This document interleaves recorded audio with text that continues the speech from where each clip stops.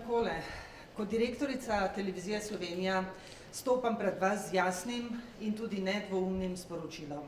Tukaj smo zato, da ustvarjamo takšne televizijske vsebine, ki bodo v službi javnosti, v skladu z najvišjimi medijskimi standardi. Od vseh programskih ustvarjalcev pričakujem enako. Dosledno spoštovanje programskih standardov in poklicnega kodeksa. Nič več in nič manj.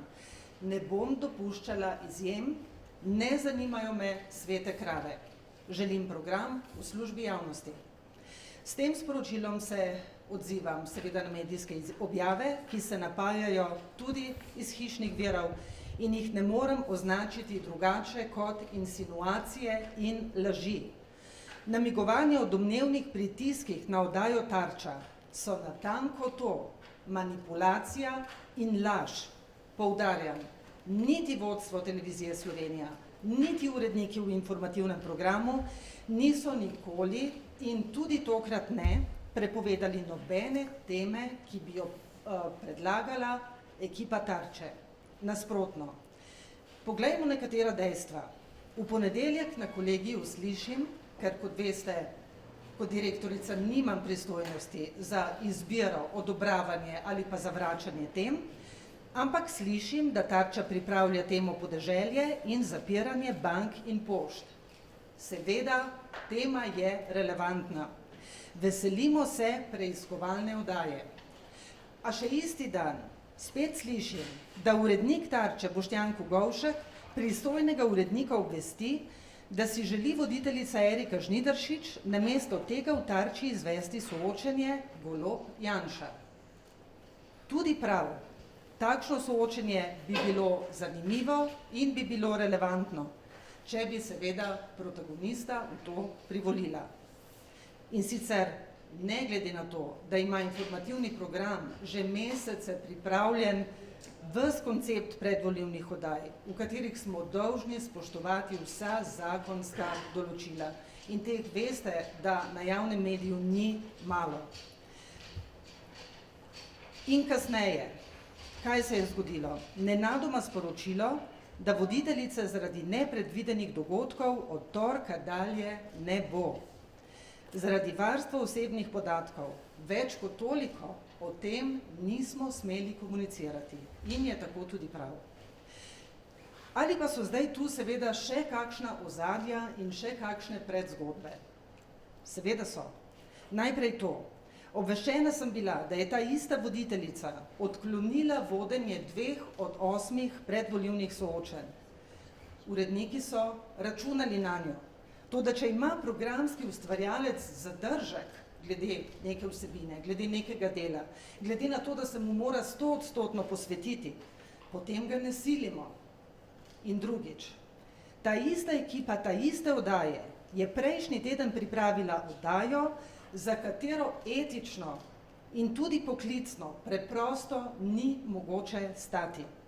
V ponedeljek sem odgovorni urednici in tudi drugim na RTV-ju pisala, da me je kot novinarsko kolegico in kot direktorico televizije sram, ker je Tarča prejšnji teden po vsebini, zasedbi in po izvedbi bolj spominjala na politični ring, kot pa na preiskovalno oddajo, v kateri TV Slovenija razkriva nepravilnosti in jih osvetli s preudarno razpravo z relevantnimi sogovorniki, kot je to seveda poudarjeno tudi v programskih zasnovah.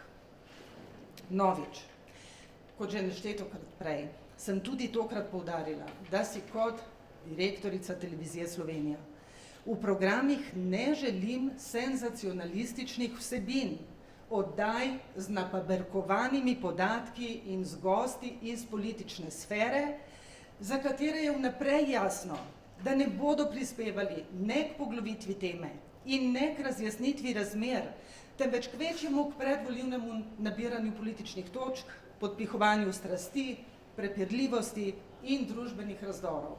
Vsega tega je v naši državi že tako veliko. In v napetem predvolilnem vzdušju ocenjujem, da je zdaj to še posebej pomembno. In zdaj še nekaj besed o tem, kaj v tako kompleksnem organizmu, kot je informativni program, kaj pomeni, če odgovorna urednica tik pred zdajci izve, da neke oddaje ne bo. To pomeni, da je treba praktično čez noč ustvariti alternativno vsebino.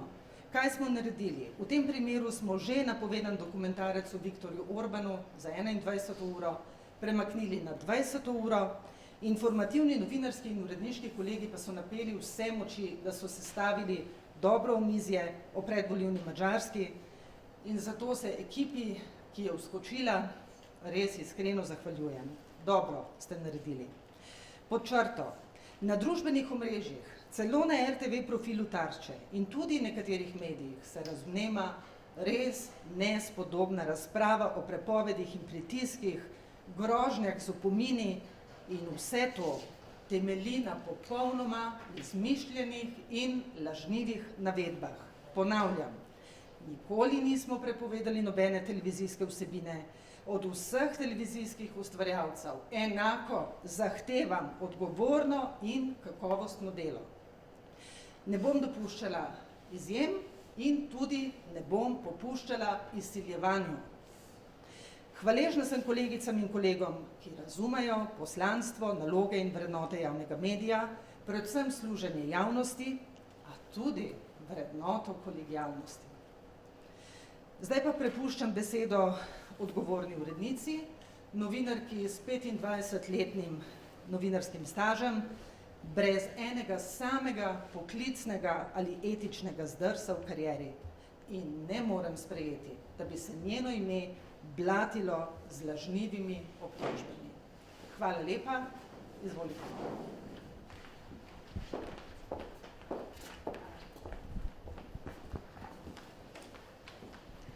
Lepo pozdravljeni še z moje strani. Najprej žal mi je, da danes stojimo tukaj in te razprave, ki sodijo na uredniške sestanke, nadaljujemo pred kamerami in mikrofoni, ampak stvari so šle predaleč in javnost ima ob številnih manipulacijah, zlorabah, ki se pojavljajo v medijih in na družbenih omrežjih, pravico vedeti, kaj se dogaja in v veliki meri je to pojasnila že direktorica televizije Ksenija Horvat, zato večine ne bom ponavljala, želim pa poudariti naslednje. Kot veste, sem kot odgovorna urednica odgovorna za vsako sekundo objavljenega programa v informativnem programu na televiziji Slovenija in pa tudi za vse objave na naših profilih na družbenih omrežjih. Ekipa Tarče je znotraj informativnega programa samostojno uredništvo, ki je v minulih 2 letih, odkar sem uredništvo informativnega programa prevzela sama, pripravilo številne odmevne oddaje in pomembna razkritja. Imeli so vso mojo zaupanje in podporo. Vsebino njihovih razkritij in oddaj se nikoli nisem vtikala. Nisem posegala v noben prispevek, nismo spreminjali poteka oddaje ali, kot rečeno, posegali v prispevke in tudi nobene teme nisem nikoli zavrnila. Zdaj se največ piše te dni o temi kadrovanje, omenila je tudi direktorica. Tema kadrovanje je bila predlagana strani uredništva Tarče pred 3 tedni, sprejeta. Vesela sem bila teme novih razkritij, ki jih bodo pripravili. Naslednji dan me je urednik Tarče obvestil, da so zamenjali temo in da pripravljajo temo o posledicah Šuterjevega zakona. Sprejeto. In to, kar se pogovarjamo na uredniških sestankih, kdo bi razkritja, ki jih pripravljamo, najbolj strokovno pojasnil javnosti, da bomo razumeli vse razsežnosti, vse posledice in ponudili mogoče odgovore, kakšne rešitve za anomalije, ki jih ustvarjalci Tarče razkrivajo. To pa je del rednih procesov in rednih uredniških sestankov za vse oddaje v informativnem programu. Na tak način imamo številne razprave in debate z urednikom Tarče. In da, bila so nestrinjanja glede načina vodenja nekaterih oddaj, ki so po moji profesionalni presoji šla čez rob in niso sodila na javni medij. In to smo odkrito komunicirali z urednikom oddaje in po potrebi tudi s celotno ekipo Tarče. Večkrat sem zahtevala, da se držijo programskih standardov in opozarjala, ko tega ni bilo v zadostni meri. In da, bili so zdrsi. Lahko naštejem nekaj primerov. Bila je ena od oddaj o romski problematiki, bila je oddaja o vrstniškem nasilju, o otrocih z redkimi boleznimi in gospodarska oddaja, ko sta bila v studiu Tarče samo 2 gosta z dvomljivimi referencami. Takrat sem ekipo Tarče in predvsem urednika opominjala na programske standarde in na zavezo javnega medija. V času največje kadrovske stiske nisem niti za trenutek pomislila, da bi krčila ekipo Tarče. Prepričana sem namreč, da javna televizija potrebuje preiskovalno oddajo in preiskovalno novinarstvo, zato smo nenazadnje tudi tukaj. Kot je že omenila direktorica, zapisi, da je voditeljica Tarče umaknjena z ekranov do volitev, ne držijo. Zelo sem si želela, da bi bila del volilnega projekta, kot je omenila direktorica. Ponujeni sta bili 2 soočenji od 8 parlamentarnih in neparlamentarnih strank, a je voditeljica to zavrnila. Zdaj pa ob manipulacijah, ki se od sinoči pojavljajo tudi strani Tarče, moram povedati, da zaupanja v to ekipo Tarče, ki so ga imeli vsa ta leta, nimam več. Hvala.